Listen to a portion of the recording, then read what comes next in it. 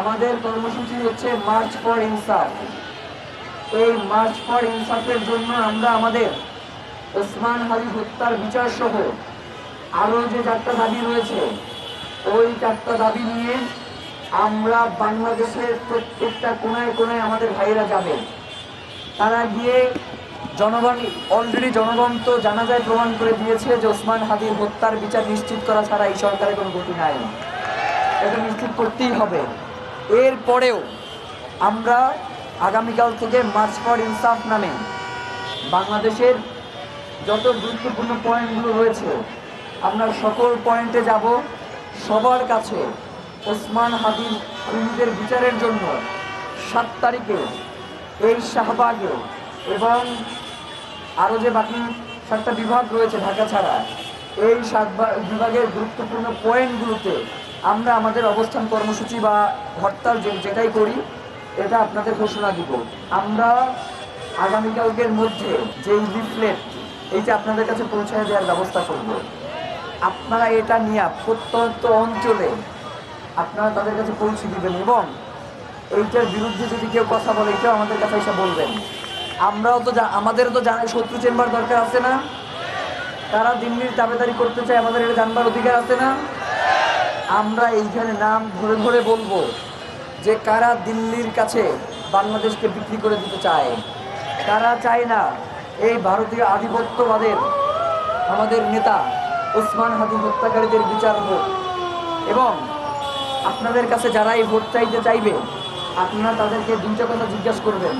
আপনি কি ক্ষমতায় আসার পরে ওসমান হাদি যে ইনসাফের কথা বলছে, যে স্বাধীনতা সার্বভৌমত্ব রক্ষার কথা বলছে, এটা কি আপনারা রক্ষা করার জন্য বলবেন?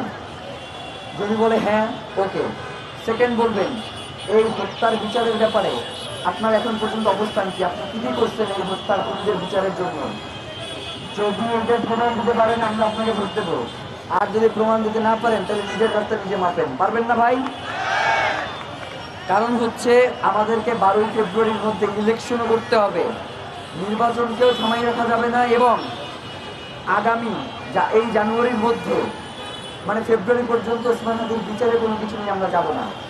সোজা 7টা কথা যে ফেব্রুয়ারিতে ওসমান হাদির বিচার নিয়ে আমরা একটা কথাও বলবো না। আপনারা বলবেন ফেব্রুয়ারিতে ওসমান হাদির আদর্শ নিয়ে আমরা কথা বলবো, যে ওসমান হাদির আদর্শ পালন করতে গেলে আমাদের কাদেরকে ভোট দেওয়া লাগবে, কাদেরকে ভোট দেওয়া যাবে না।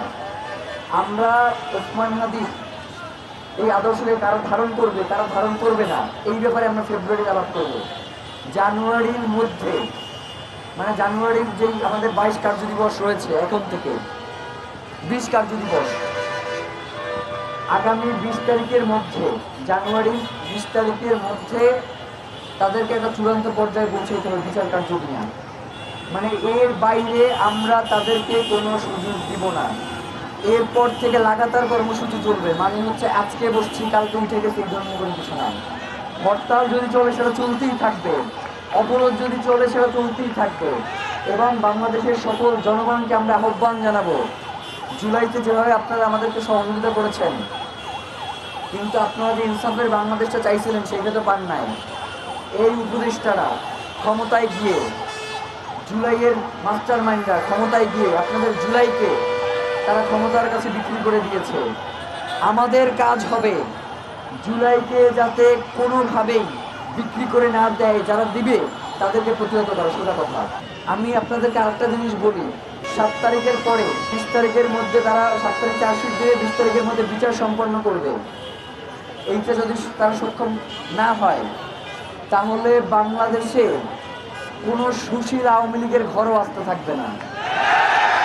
বাংলাদেশে কোনো সুশীল আওয়ামী লীগ ঘর থেকে বাইরে যেতে পারবে না। আমরা ততক্ষণ পর্যন্তই সুশীল যতক্ষণ পর্যন্ত এই রাষ্ট্র তাদের ব্যাপারে কঠোর। এই রাষ্ট্র যদি তাদের ব্যাপারে সুশীলতা দেখায় আমরা কঠোর হইতে বাধ্য হব। আমরা কোনোভাবেই আওয়ামী লীগের প্রশ্নে 1 বিন্দু ছাড় দিতে ইচ্ছুক নই। আওয়ামী লীগের যেই লোক খুন করে নাই, গুম করে নাই, হত্যা করে নাই, তার তো এখন আওয়ামী লীগে থাকবার কোনো প্রয়োজনই নাই। কারণ সে যদি মানসিকভাবে বিকারগ্রস্ত না হয়, যে দল বাংলাদেশে গণহত্যা চালাইছে সেই দলের সাথে কিভাবে সে সম্পৃক্ত থাকে। যার কারণে আমরা এখন মনে করি যে যারা এখনো আওয়ামী লীগের রাজনীতি বাংলাদেশে করে তারা আর একটা গণহত্যার প্রস্তুতি নিতেছে। তারা বাংলাদেশে আর একটা গণহত্যা করতে চায়। তারা বাংলাদেশে দীর্ঘ 17 বছরের যে ফ্যাসিবাদ কায়েম করবে, সেই ফ্যাসিবাদ আবার তারা পুনরায় কায়েম করতে চায়। 20 তারিখের পরে কোনো সুশীলতা আমরা দেখবো না। দেখবেন আপনারা এইখানে এসে যদি কেউ সুন্দর সুন্দর কথা বলে আপনাদেরকে বোঝায়, আপনারা তা মানবেন? আমরা কোনো ধরনের কথাও মানবো না, কোনো সুশীলতাকে আমরা প্রশ্রয় দেবো না। আওয়ামী লীগের ব্যাপারে যারাই ক্ষমতায় আসবে তাদেরকে জিরো টলারেন্সের ভূমিকা পালন করতে হবে। আমরা তাদেরকেই ক্ষমতায় নিয়ে আসবো যারা আওয়ামী লীগের ব্যাপারে জিরো টলারেন্স। আমরা তাদেরকেই ক্ষমতায় নিয়ে আসবো যারা এই দীর্ঘ 17 বছরের গুম হত্যা নিয়ে কথা বলবে। আমরা তাদেরকেই ক্ষমতায় নিয়ে আসবো যারা বাংলাদেশের স্বাধীনতার সার্বভৌমত্বকে দিল্লির কাছে বর্গা দিবে না। আমরা তাদেরকেই ক্ষমতায় নিয়ে আসবো যারা ওসমান হাদির খুনিদের বিচারের জন্য সোচ্চার থাকবে। এর বাইরে আমাদের কোনো কথা নাই।